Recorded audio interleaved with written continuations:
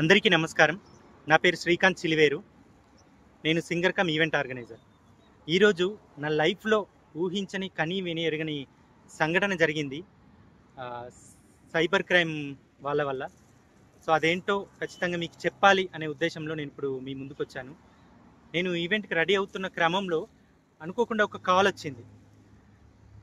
Lift చేశాను. మీ phone ఒక 2 అవర్స్లో హ్యాంగ్ అవుతుంది, ఫోన్ డిస్కనెక్ట్ అవుతుంది అని చెప్పడం జరిగింది. కస్టమర్ కేర్ లాగా మాట్లాడారు. అయ్యో అదేంటి అంటే మీరు ఒక సైబర్ క్రైమ్లో ఇరుక్కున్నారు, సో మీ ఫోను డిస్కనెక్ట్ అవుతుంది, మీకు అరెస్ట్ వారెంట్ రాబోతుంది అన్నట్టుగా మాట్లాడారు. ఇదేంటి సార్ అంటే, అది అనేలోపే నాకు వాట్సాప్లో కాల్ వస్తుంది. ఏది ముంబై పోలీస్ అని చెప్పేసి లోగోతోని వాట్సాప్ కాల్ వచ్చింది. లిఫ్ట్ చేస్తే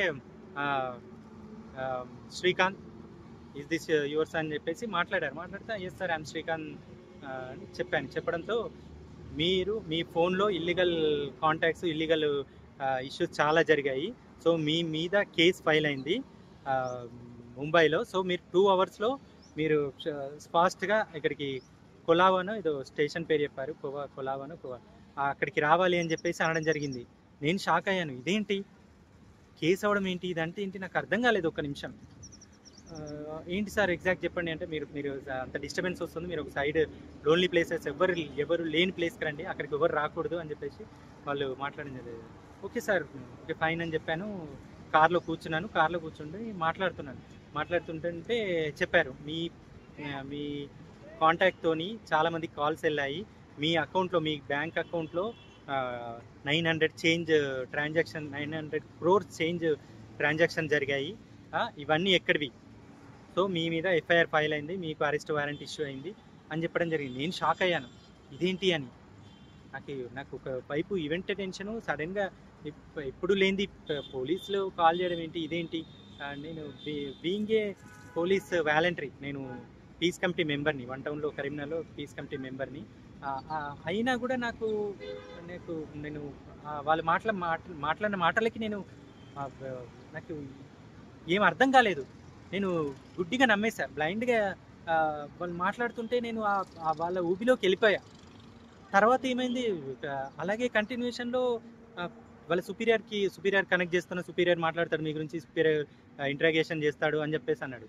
ఇదేంటి అనుకునే లోపే వెనకాల full setup, police setup, Mumbai police అని ఉండి సింహాలు అదంతా సెటప్ ఉంది, ఒక పోలీస్ డ్రెస్ వేసుకొని ఉన్నాడు. అంతా సెటప్ చూసి ఇంకా నమ్మకం కలిగింది నాకు. అవునా, ఏంది అసలు ఎటు పోతుంది లైఫ్ అనుకునే లోపే కమిషనరో ఎవరో సంథింగ్ మాట్లాడారు, నీ ఆధార్ కార్డు చూపించు అని గట్టిగా అడిగారు. Show me your Aadhaar card అనేసరికి నాకు ఏం అర్థం కాకుండా భయంతో ఆటోమేటిక్గా క్లియర్గా చూపించన్నారు, కొంచెం లాంగ్ పెట్టు క్లియర్గా చూపించన్నారు, చూపించాను. ఓకే, నీ మీద ఫైల్ అయింది, సో నువ్వు ఖచ్చితంగా అటెండ్ అవ్వాల్సి ఉంటుంది, ఫర్దర్ డీటెయిల్స్ జూనియర్ మాట్లాడతాడు అన్నట్టుగా మాట్లాడారు. తర్వాత వేరే వాళ్ళు కనెక్ట్ అయ్యి ఒకసారి వాట్సాప్ చెక్ చేసుకో అన్నారు. చెక్ చేసుకునేసరికి అరెస్ట్ వారెంట్ సేమ్, ఒక ప్రొఫైల్ సేమ్ డిపార్ట్మెంట్ నుంచి వచ్చినట్టుగానే ఉంది, దానిపైన స్టాంపింగ్ ఎవ్రీథింగ్ ఉంది, కమిషనర్ సిగ్నేచర్ ఎవ్రీథింగ్ ఉన్నాయి. నాకు ఇంకా చెమటలు పుట్టేశాయి, షివరింగ్, ఏం అర్థం కాలేదు, చాలా భయం వేసింది. నేను నమ్మేశా, ఇంకా నా పని అయిపోయింది, ఏదో తెలియని క్రైమ్లో నేను ఇరుక్కుపోయా అని. ఇంకా నాకు కళ్ళల్లోంచి నీళ్ళు వచ్చేసాయండి. మీరు వాళ్ళు మళ్ళీ అట్లా కూడా కవర్ చేశారు, మీరు బాధపడకండి, మిమ్మల్ని చూస్తుంటే మీరు నిర్దోషుల అమాయకులా అనిపిస్తున్నారు, maybe your innocent, but this may be happen, so let me interrogate, then we will conclude the things అని చెప్పేసి వాళ్ళు అనడం జరిగింది. ఇంకా నాకు ఏం అర్థం కావట్లేదు. అలాగే కంటిన్యూ చేస్తే ఇంకో కాలకి కనెక్ట్ అయింది, ఇంకో సుపీరియర్ మాట్లాడతాడు అన్నాడు.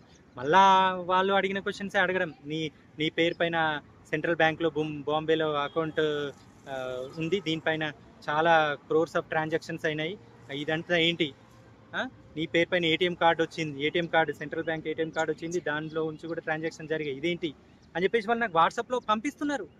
ఏటీఎం కార్డు ఉంది, దానిపైన నా పేరు ఉంది, వాళ్ళు ఇచ్చిన అరెస్ట్ వారెంట్ ఉంది, దానిలో నా పేరు ఉంది, నా ఆధార్ కార్డ్ నెంబర్ ఉంది. నాకు ఇంకా నేను నమ్మేశా. నమ్ముతూ పోతుంటే ఇంకా నేను డీప్గా వెళ్ళిపోయా. అసలు నేను నిజంగానే ఇంకా నా లైఫ్ ఈ రోజుతో ఎండ్, నేను జైల్లో పడాల్సి వస్తుందేమో అని ఆ టైప్లో అంత ఇదిలోకి వెళ్ళిపోయా. సరే ఇదే కంటిన్యూషన్లో 1.5 అవర్ అయింది అప్పటికే. 1.5 అవర్ అయింది. లాస్ట్ మూమెంట్లో సిబిఐ కనెక్ట్ చేస్తారు. సిబిఐ ఫైనల్ ఇంటరాక్షన్ ఉంటుంది నీకు, దీంతో మీకు ఫైనల్ అయిపోద్ది అంటే సిబిఐ ఆల్మోస్ట్ 15 మినిట్స్ మాట్లాడాడు. మాట్లాడుతూ ఆయన మాత్రం ఫేస్ చూపించలేదు, ఓన్లీ ఆ సిబిఐ స్టిక్కర్ ఏదో లోగో పెట్టి మాట్లాడారు. మాట్లాడుతూ ఇట్లా చాలా సీరియస్ యాక్షన్ తీసుకోవడం ఉంటుంది, 7 years జైల్లో ఉంటారు, సో అండ్ సో సెక్షన్స్ ఏవో చెప్పాడు. నాకేం అర్థం కాలేదు, నాకు లోపల ఏడుస్తున్నా, నాకు ఆయన మాటలు కూడా సరిగా క్లియర్గా అర్థం కాలేదు. మాట్లాడుతుంటే సరే మీరు బాధపడకండి, దీనికి ఒక ఆల్టర్నేట్ ఉంది, మీరు ఇప్పుడు అర్జెంటుగా జైలుకి అంటే స్టేషన్కి అటెండ్ అవ్వడం అవసరం లేదు, మీకు ఒక ఆల్టర్నేట్ చెప్తా. నేను ఒక లాయర్ని మాట్లాడతాను, తన ఫీ 3 lakhs ఉంటుంది, తనకు ఫీ 3 lakhs ఇస్తే మీకు రాకుండా ఇక్కడే ఉండి మాట్లాడేటట్టు, మీరు అక్కడే ఉండి మాట్లాడేటట్టు నేను అరేంజ్ చేస్తాను అని అన్నాడు. అక్కడ నాకు డౌట్ స్టార్ట్ అయింది. సడన్గా నేను మేల్కొన్న ఆ డైలమా నుంచి నాకు ఒకసారి తేలుకొని ఆలోచిస్తే, అసలు వీళ్ళకు ఆధార్ కార్డ్ చూపించింది నేనే, నా ఫుల్ నేమ్ చెప్పింది నేనే. నార్మల్గా శ్రీకాంత్ అన్నారు, నీ ఫుల్ నేమ్ ఏంటి అంటే శ్రీకాంత్ చిలివేరి అని చెప్పాక ఇదంతా ప్రాసెస్ స్టార్ట్ అయింది. ఓహో, నేను పేరు చెప్పగానే ఇమ్మీడియట్గా నాపై శ్రీకాంత్ చిలివేరి అని ఎఫ్ఐఆర్ ఫైల్ అయింది, అరెస్ట్ వారెంట్ ఇవన్నీ అయ్యాయని అప్పుడు నాకు సినిమా అంతా అర్థమైంది. మొత్తం నేనే యాక్టర్ అంటే నాకన్నా యాక్టింగ్ చేసి చూపించారు వాళ్ళండి. అసలు పిచ్చిలేసిందండి. అప్పుడు రియలైజ్ అయ్యా, ఓకే ఇది సైబర్ క్రైమ్, డబ్బులు అడుగుతున్నారు, సో ఇదంతా ఫేక్. అప్పుడు రియలైజ్ అయ్యి ఇమ్మీడియట్గా okay sir let me call you back అని చెప్పేసి ఫోన్ కట్ చేశా. ఇదండి జరిగింది. అందరికీ చెప్తున్నా, ఈ మధ్యలో సైబర్ క్రైమ్స్ చాలా పెరిగాయి అంటే ఏంటో అనుకున్నా, ఫోన్లో కూడా రెగ్యులర్ చెప్తుంటారు ఏంటో అనుకున్నా, కానీ ఇంత ఘోరంగా బీయింగ్ అన్ ఎడ్యుకేటెడ్, ఇన్ని తెలిసి, నేను డిపార్ట్మెంట్ గురించి కూడా కొంచెం ఐడియా ఉండి ఇవన్నీ తెలిసి కూడా నేను నాలంటోడే మోసపోయాడు. కామన్ పీపుల్, నార్మల్ పీపుల్ ఎంత సఫర్ అవుతాడు, వాళ్ళు ఎన్ని తెలియకుండా డబ్బులు ఇచ్చేస్తారు, ఎన్ని ప్రాబ్లమ్స్ అవుతాయి. ఈ పరిస్థితి నాలంటోడి పరిస్థితి ఎవరికి రాకూడదు. నేను లక్కీగా బయటపడ్డా లాస్ట్ మినిట్లో. సో మీరందరూ కూడా జాగ్రత్తగా ఉండాలని మీ ముందుకు వచ్చి చెప్పడం జరుగుతుంది. Thank you.